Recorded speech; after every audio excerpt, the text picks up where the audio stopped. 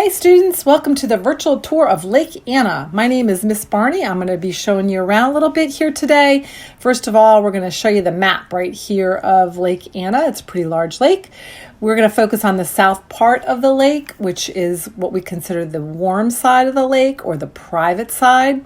The private side of the lake is separated from the public side by 3 dikes. Dike 1, Dike 2, and Dike 3. Well, we're going to start at Dike 3 first. I'm going to show you that one.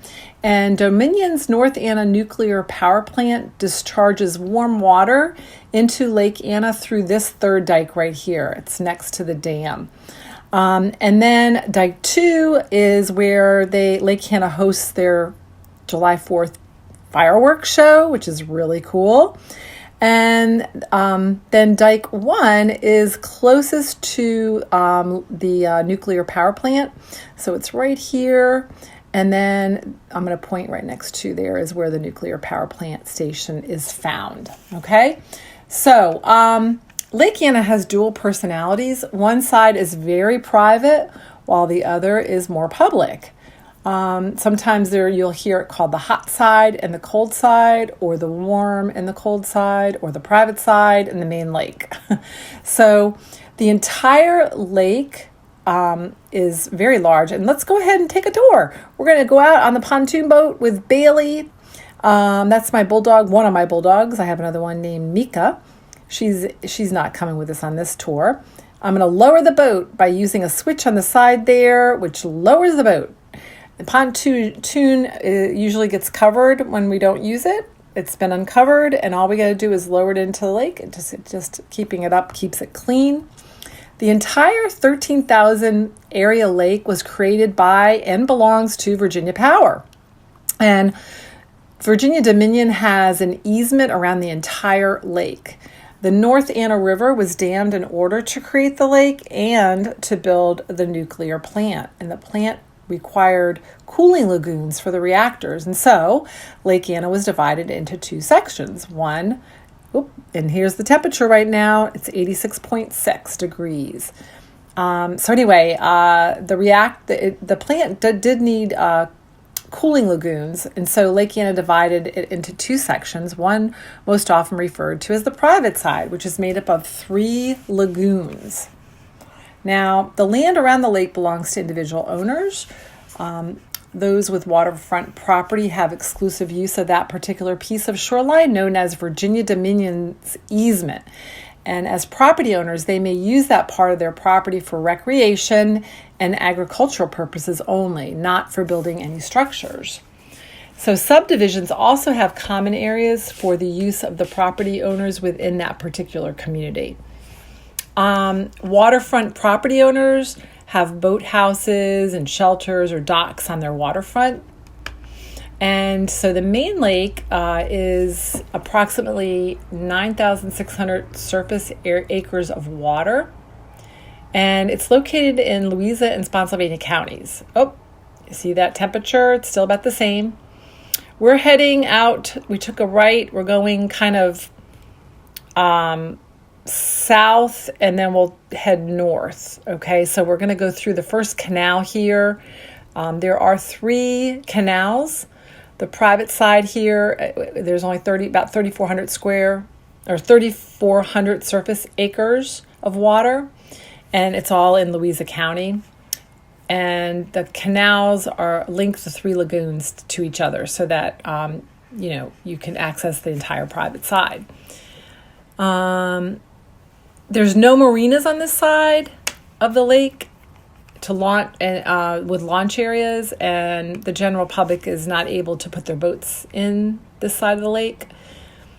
So that's one thing nice, but the disadvantage is there's no restaurants or any type of commercial property on the shoreline. So if you want to go out to dinner and take your boat, you've got to be on the public side. So no matter which side of Lake Anna you're on, there's more than enough space. It's amazing how large both sides are. There is more than enough room for lots of boating, fishing, swimming, water skiing, and all the other activities that people love to do on the lake. So have you been here? By no means. is this all to say about Lake Anna's dual personality? The big question is, which is the best side? Well, to me, I like this side. Here's my dog Bailey again. She loves to ride. But you know what? Everybody loves each side for different reasons. Okay, this side, what's nice is that your season is extended for water activities. You can be in the water more because the temperature is warmer on this side of the lake, which makes it nice. So to recap on a couple things, just know the lake was created to provide cooling water for the nuclear power plant. And it was constructed by Virginia Electric Power Company, VEPCO, which is now known as Dominion Energy. And the dam that created the reservoir blocked the South Anna River west of Interstate 95. There's a non-native plant that has become a problem became a problem in the 1980s. It was clogging boat motors and affecting the efficiency of the cooling system. The electric utility used a biological approach to reduce this plant population, and then it introduced something called grass carp, which was sterile, which graze on the aquatic plant that was a problem. And enough carp have escaped into the main lake to reduce the problem there as well. Carp populations are declining, and most are adults over 3 feet long now. And water entering the lake in the south side has been heated in the Lake Anna nuclear power plant as it cools the steam boilers that generate the electricity. This is another canal we're going through right now. Discharge into the lake creates the hot side here that we're on the southern edge of the lake. And hot just refers to the temperature of the water. There's no additional radioactivity in it. In the cooling process, that water has never passed through the nuclear reactors at the North Anna Power Station. And the lake also traps nutrients that wash off farm fields and homeowner lawns in its watershed, and it can experience algae blooms from time to time, especially in the warmer months.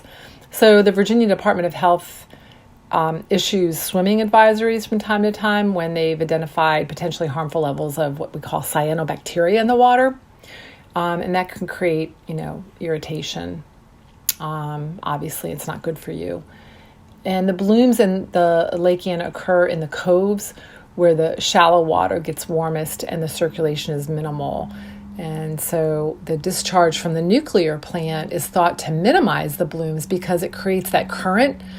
It mixes the water from different levels in the lake and it dilutes the nutrients. And just last year in 2020, a health advisory was issued for the Middle Pamunkey branch of Lake Anna.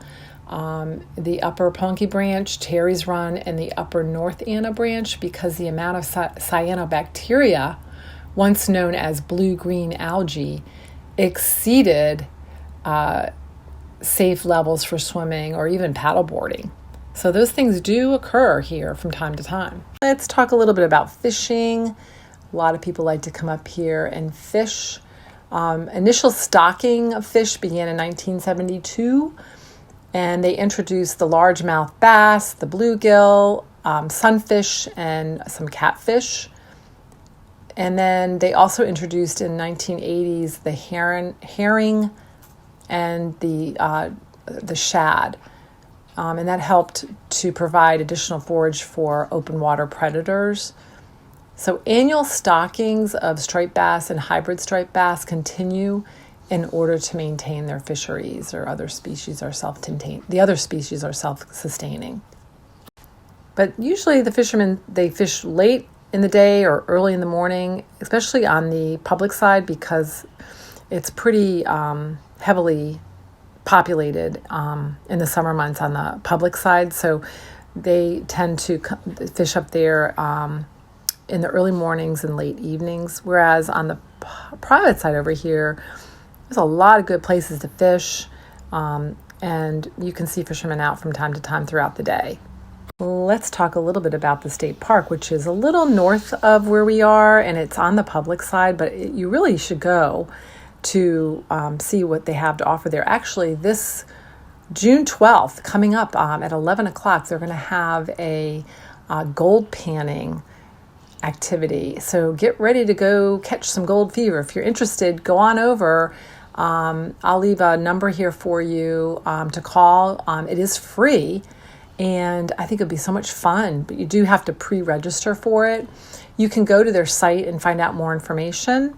Let's see what the temperature is now. See how much warmer it is as we get closer to the power plant. Let's see. We are in 51. It's 80. It's still 88 degrees. We're at 51 feet of water. So temperature hasn't changed too much yet. Hello, Bailey. So anyway, getting back to the state park that is up in the northern part or the public side of Lake Anna. The number is 540-854-5503. I'll put it up here as well. Oh, and there is a cell tower.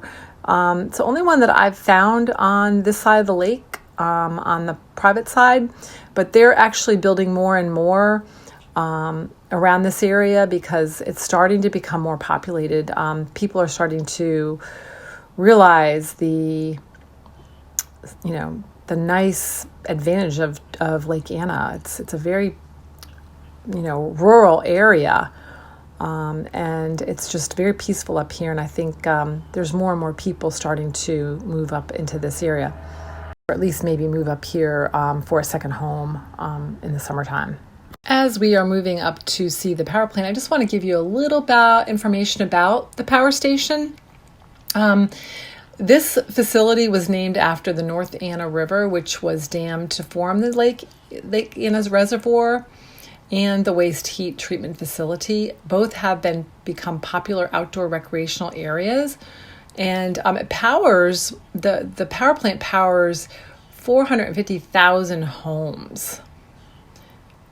Now, let's talk a little bit about how nuclear power works. Okay, so nuclear power comes from nuclear fission. So what happens is the nuclear power plant heats water to produce steam. And the steam is used to spin large turbines that generate electricity. Here we go through another canal, by the way, guys. This is another canal. So nuclear power plants use heat produced through nuclear fission to heat water. And in nuclear fission, atoms are split apart to form smaller atoms, releasing energy. So the fission takes place inside the reactor of the nuclear power plant. At the center of the reactor is the core, which contains uranium fuel. And the uranium fuel is formed into ceramic pellets. Each ceramic pellet produces about the same amount of energy as 150 gallons of oil. And these energy-rich pellets are stacked end to end in about 12-foot metal fuel rods, and then a bundle of fuel rods, some with hundreds of coils or hundreds of rods, is called the fuel assembly. And a reactor core contains many fuel assemblies. So the heat produced during nuclear fission in the reactor core is used to boil water into steam, which turns the blades of a steam turbine. And as the turbine blades turn, they drive generators that make electricity. And nuclear plants cool the steam back into water in a separate structure at the nuclear power plant called the cooling tower, or they use water from ponds, rivers, oceans. So the one that is the nuclear power plant up here uses, the south cooling lagoons, the 3 cooling lagoons, to cool the steam.